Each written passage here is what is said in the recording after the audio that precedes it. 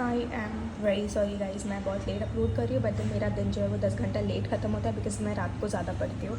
तो व्हाटएवर, ठीक है। तो मैंने डे 1 में क्या ख़त्म किया पता है? मार्जिनल कॉस्टिंग ख़त्म किया, नॉट ख़त्म किया, मार्जिनल कॉस्टिंग नॉर्मल वाला किया, फिर एप्लीकेशंस वाला किया और स्टैंडर्ड कॉस्टिंग ख़त्म किया। मेरा ट्रांसफर प्राइसिंग पेंडिंग है जो कि मैं डे 2 में करने वाली हूँ।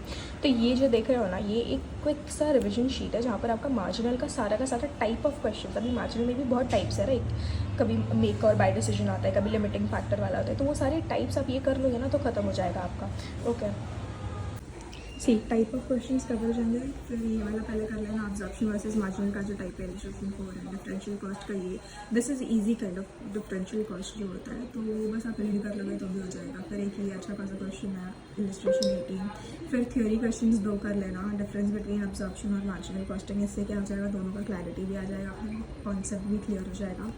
फिर मेक और बाय डिसीजन कर लेना, इलस्ट्रेशन 2, ये एप्लीकेशन का चालू हो जाता है, एक्सेप्ट या रिजेक्ट ऑर्डर।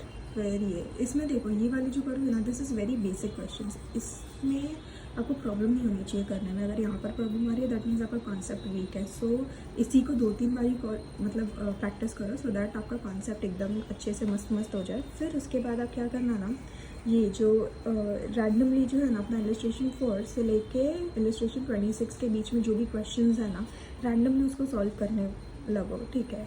ये इतना कर लोगे तो आई गेस हो ही जाएगा, ठीक है।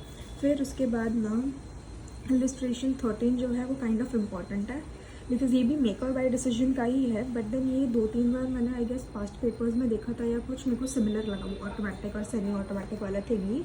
तो वो वाला एक बार तो कर ही लेना, एक बार गो थ्रू कर लेना, रीड कर लेना क्या हो रहा है क्या नहीं, ऐसे तो सिंपल है वो भी। और इलस्ट्रेशन 24 एज इन वहाँ पर ये कॉन्सेप्चुअल है बहुत ज़्यादा, तो इसमें भी अपने को कॉन्सेप्ट क्लियर होगा, ठीक है। इतना कर लोगे तो प्रॉबेबली आपका सारा हो जाएगा। और MCQs, yes never to forget the MCQs भाई, MCQs भी कर लेना, ठीक है, अच्छी तरह से कर लेना, मतलब ऐसे होता है।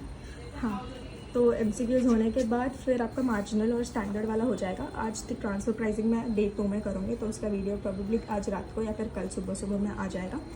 एंड यस, स्टैंडर्ड का मैंने किसने किया है ना, स्टैंडर्ड का जो है मैंने सिर्फ फॉर्मूला शीट एक बना ली है, ठीक है ना, बिकॉज मैं कुछ डिफरेंट मेथड से नहीं कर रही हूँ। हमारे पास जो फॉर्मूलाज है ना स्टैंडर्ड कॉस्टिंग का, वही 1 मिनट है मैं दिखाती हूँ।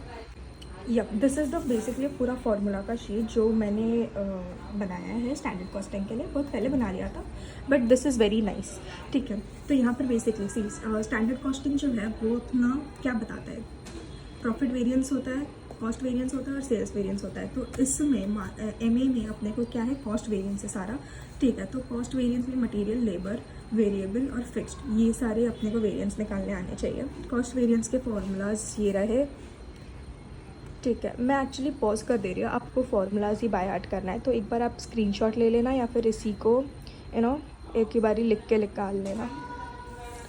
दिस इज़ लेबर वेरिएंस, उसके फॉर्मूलाज, और दिस इज़ वेरिएबल ओवरहेड के फॉर्मूलाज, और ये हो गया अपना फिक्स्ड ओवरहेड्स का। तो वेरी इंपॉर्टेंट थिंग इज़ जो अब मैंने स्टैंडर्ड में देखा कि देखो ये वाला जो है ना, ये सब फिर भी एक दूसरे से रिलेटेड है वेरिएबल ओवरहेड्स तक, लेकिन जो फिक्स ओवरहेड्स है ना, दिस इज़ नॉट रिलेटेड।